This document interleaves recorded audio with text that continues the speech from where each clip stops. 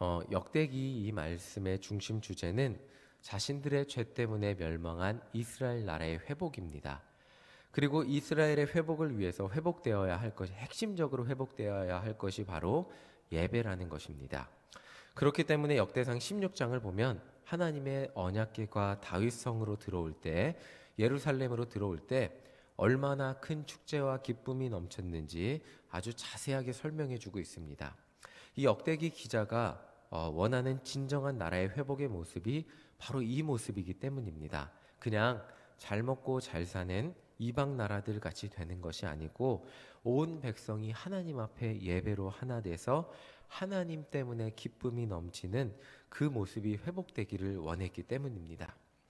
사실 성경이 말하는 죄라는 것은 하나님이 금지한 것을 인간이 행한 것입니다. 하나님이 금한 것을 인간이 하나님의 말씀을 어기고 행했기 때문에 하나님과의 인간의 관계가 멀어진 것이 바로 죄의 결과입니다. 인간이 죄를 짓고 처음으로 한 행동이 하나님의 낯을 피한 거죠.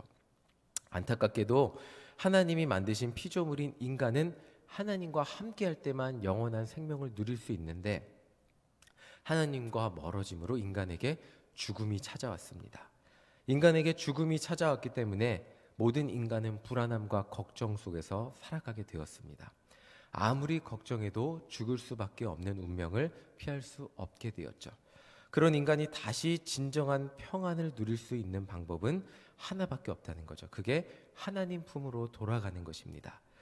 그런데 돌아가고 싶어도 돌아갈 수가 없죠. 이미 죄 때문에 하나님과 멀어졌기 때문에. 그냥은 나아갈 수 없기 때문에 성전에 나와 하나님 앞에 나와 제물을 드려 제사를 드리며 예배 드릴 때 제물을 통해서 하나님 나의 죄를 받아주세요 하고 하나님 앞에 나아갈 수 있게 되는 것이 바로 예배입니다. 제물을 통해서 하나님 앞에 나아갈 때 하나님의 낯을 피했던 인간이 다시 하나님과 가까워지고 하나님 안에서 인생의 진정한 평안과 기쁨을 누리게 되는 것이 예배죠. 지금은 우리가 예수님의 보혈의 피를 우리 대신 우리의 제물 대신, 그러니까 다른 양과 뭐 그런 제물 대신에 돌아 죽으신 예수님을 의지해서 우리가 하나님 앞에 나아갈 수 있게 된 거죠. 그래서 예수님의 이름으로 십자가만 보며 나아갈 때 하나님 안에서 하나님 품에서 기쁨을 누리게 되는 것, 바로 지금 우리가 드리는 그것이 바로 예배입니다. 다윗은 이 예배의 중요성을 정확하게 알았던 사람입니다. 그렇기 때문에 이렇게 생각을 하고 고백을 하게 되죠. 역대상 17장 1절 우리 다시 한번 읽어보겠습니다. 함께 읽겠습니다. 시작. 다윗이 그의 궁전에 거주할 때에 다윗이 선지자 나단에게 이르되 나는 백향목궁에 거주하거늘 여호와의 언약궤는 휘장 아래에 있도다. 다윗은 장막 아래에 있는 하나님의 언약궤를 바라보며 하나님께 온전히 제사를 드릴 수 있는 좋은 건물, 성전 짓기를 소망했습니다. 장막이라는 것은 언제든 이동할 수 있다는 것을 의미했습니다. 그러나 다윗이 소망했던 것은 자신의 나라의 수도에 성전을 지어 그곳에 하나님이 거하실 영원한 처소를 만드는 것이었습니다. 하나님을 사랑했던 다윗은 그것만이 자신과 자신들의 백성 그리고 후손들에게 영원한 예배의 기쁨을 누리게 해줄 것이라고 믿었기 때문이죠. 어떤 상황이 와도 자신의 나라의 수도에 성전이 있다면 하나님께 예배할 수 있고 어떤 어려움 속에서도 하나님 앞에 예배 드릴 때 그 힘으로 승리할 수 있다고 믿었기 때문일 것입니다. 그런데 하나님의 계획은 다윗이 원하는 것과 달랐죠. 17장 우리 4절 우리 함께 읽어보겠습니다. 시작. 가서 내 종 다윗에게 말하기를 여호와의 말씀이 너는 내가 거할 집을 건축하지 말라.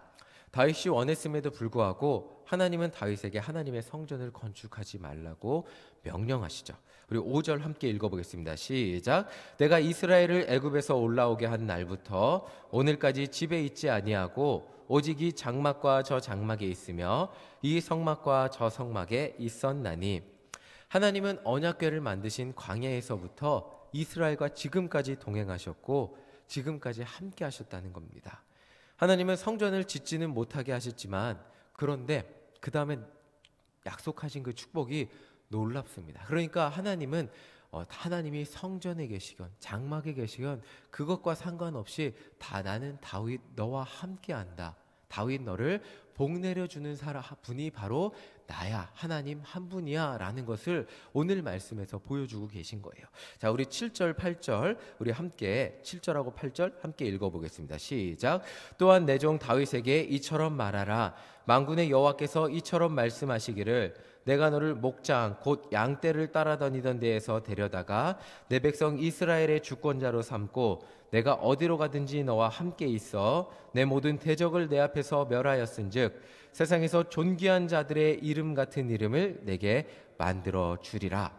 자, 하나님이 제일 핵심이 여기서 뭐냐면 다윗을 왕으로 만드신 하나님이 어디로 가든지 다윗과 함께 계시고 그 하나님이 다윗을 언제나 승리케 하셔서 다윗을 세상에서 가장 존귀한 자로 만들어 주실 것이라는 약속입니다. 비록 다윗이 성전을 짓지는 못해도 하나님을 온전히 예배하고자 하는 소망이 있었기에 하나님은 다윗에게 이런 복을 약속하십니다. 가장 중요한 약속은 아까도 말씀드렸듯이 예배를 소망하는 자 다윗과 하나님과의 관계가 회복되었고 관계가 회복되었기 때문에 자신이 좋은 집에 살면서도 하나님이 거하시는 곳이 누추한 것이 보이는 것입니다. 어디로 가든지 그런 다윗에게 하나님은 어디로 가든지 다윗과 함께 하셔서 승리케 하실 것이라는 약속을 하신 것입니다. 자, 11절 12절 우리 함께 읽어보겠습니다. 시작. 내 생명의 연한이 차서 내가 조상들에게도 돌아가면 내가 내 뒤에 내 씨 곧 내 아들 중 하나를 세우고 그 나라를 견고하게 하리니 그는 나를 위하여 집을 건축할 것이요 나는 그의 왕위를 영원히 견고하게 하리라.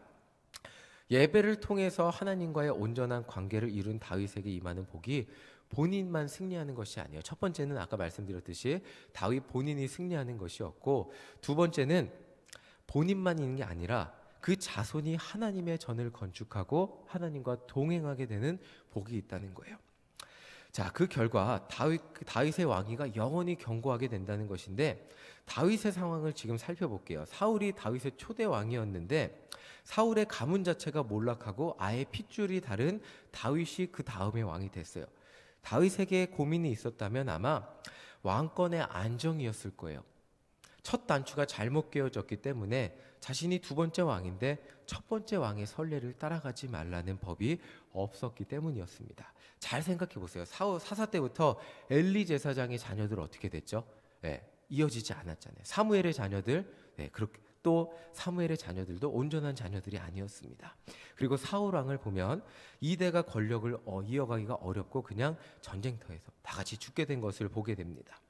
그런 다윗에게 자손들이 견고하게 된다는 하나님의 약속은 엄청난 약속과 다를 바가 없었을 것입니다. 다윗에게는 이만한 축복이 없던 거예요. 계속해서 지도자들이 자손들이 이어지지 않았는데 다윗의 왕위는 영원할 거라고 약속하시기 때문입니다. 자, 우리 14절 함께 읽어보겠습니다. 시작. 내가 영원히 그를 내 집과 내 나라에 세우리니 그의 왕위가 영원히 견고하리라 하셨다 하라. 하나님은 다윗에게 그 자손들이 이룰 하나님의 나라를 약속하십니다. 엄청난 약속과 다를 바가 없죠. 하나님께서 이렇게 다윗을 축복하신 것은 하나님께 드릴 예배를 사모하는 다윗의 마음으로부터 출발했습니다. 역대기 기자는 이것을 강조하고 있는 거예요. 우리가 진짜 회복되기 원하십니까? 그러면 예배부터 잘 드리십시오. 예배부터 회복합시다. 그러면 우리 다른 모든 것들이 회복될 것입니다. 이게 역대기 기자가 이야기하고 싶은 거예요. 다윗뿐만이 아니라 이 말씀을 나중에 읽었던 나라가 망한 다윗의 후손들은 이 말씀을 읽으며 새로운 희망을 가지게 됐어요. 자신들이 아무리 힘들고 어려워도 나라가 멸망한 것 같이 보여도 하나님과의 관계, 예배가 회복될 때 잃어버렸던 하나님의 은혜가 회복되고 나라가 회복될 것이기 때문이었습니다. 그렇기 때문에 포로에서 돌아온 이스라엘 백성들이 성전 건축하기를 소망하며 감격했던 것이죠. 그리고 예배의 회복과 함께 그들의 구원자 메시아를 기다리게 되었죠. 자신들이 하나님께 온전한 예배를 드릴 때 하나님께서 다윗의 자손 가운데 진정한 왕 구원자 메시아를 보내줄 것을 믿고 기다렸던 것입니다. 바로 그분이 누구시죠? 이 강림절에 오신 분, 예수 그리스도십니다. 그분을 통해서 우리는 하나님과의 관계가 회복되었고 진정한 예배가 회복되었고 그리고 평안과 기쁨의 삶을 살게 된 것입니다. 2020년 우리는 코로나19라는 어려움을 겪으며 신앙생활을 했습니다. 그 속에서 우리가 정말 1년 동안 간절히 붙들었던 것이 예배일 것입니다. 온전한 예배의 회복일 것입니다. 우리가 예배를 드리기가 어려워지니까 더 예배에 대한 갈증이 있었던 것 같습니다. 세상은 모이지 못하게 하고 예배 드리는 것을 이해하지 못하고 비난하지만 교회는 어떻게든 예배를 드리기 위해 몸부림을 쳤습니다. 아무도 이해해주지 못하도 우리는 어떻게든 예배를 드리기 위해 몸부림을 쳤습니다. 그 이유는 이 어려움을 극복할 수 있는 비결을 세상 사람들은 모이지 않고 집에 혼자 있는 게 어려움을 극복하는 비결이라고 생각했지만 우리 그리스도인들은 이 어려움을 극복하는 비결이 어디에 있다고요? 온전한 예배의 회복에 있다고 믿었기 때문입니다. 그리고 그게 진리라는 것을 우리는 지금도 믿음으로 고백하고 있기 때문입니다.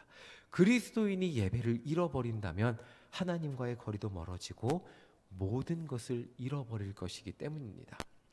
코로나19로 인해서 우리는 예배를 더 사모하게 되었고 예배의 중요성, 예배의 갈증을 더욱더 가지게 되었습니다. 2021년 우리가 간절히 기도하며 소망해야 하는 것이 있다면 하나님 앞에 더욱더 온전한 예배, 신실한 예배, 내 마음의 영과 진리로 내 마음 모든 것을 들여서 하나님을 더욱더 깊이 만나기를 소망하는 예배를 드리는 것일 것입니다. 그때 우리의 심령이 회복되고 아무리 코로나19의 어떤 그거보다 그 이상의 어려움이 우리에게 찾아와도 그것보다 그 어려움을 넘어서는 예배의 감격과 기쁨이 나를 붙잡는 것을 경험할 때 정말 예배밖에 없구나라는 것을 깨달으며 더욱더 예배에 헌신하는 우리가 될 것입니다. 어떤 어려움에도 우리가 진정한 예배의 소망을 붙들며 나아갈 때 하나님은 우리에게 다윗에게 하신 약속을 똑같이 해주실 거예요. 자, 그 말씀이 14절인데 우리 14절 다시 한번 보겠습니다. 우리 14절 나에게 하시는 약속이라고 생각하고 함께 읽어보겠습니다. 함께 읽겠습니다. 시작. 내가 영원히 그를 내 집과 내 나라에 세우리니 그의 왕위가 영원히 견고하리라 하셨다 하라. 자, 하나님은 예배를 통해서 여러분만 붙드시는 것이 아니고 여러분의 자손도 붙드십니다. 나와 내 집이 구원이라는 놀라운 은혜의 복을 받기를 진정 소망하신다면 2020년 남은 시간 예배에 승리하시는 우리 모두가 되시기를 간절히 소망합니다. 2021년 그 어떤 한 해보다 예배에 승리하는 우리 모두가 되시기를 간절히 소망합니다. 바로 그때에 주 예수를 믿으라. 그리하면 너와 내 집이 구원을 얻으리라 하신 그 말씀이 나와 내 가정 가운데 신실하게 이루어지는 것을 경험하며 입으로 간증하는 한 해가 되실 줄 믿습니다.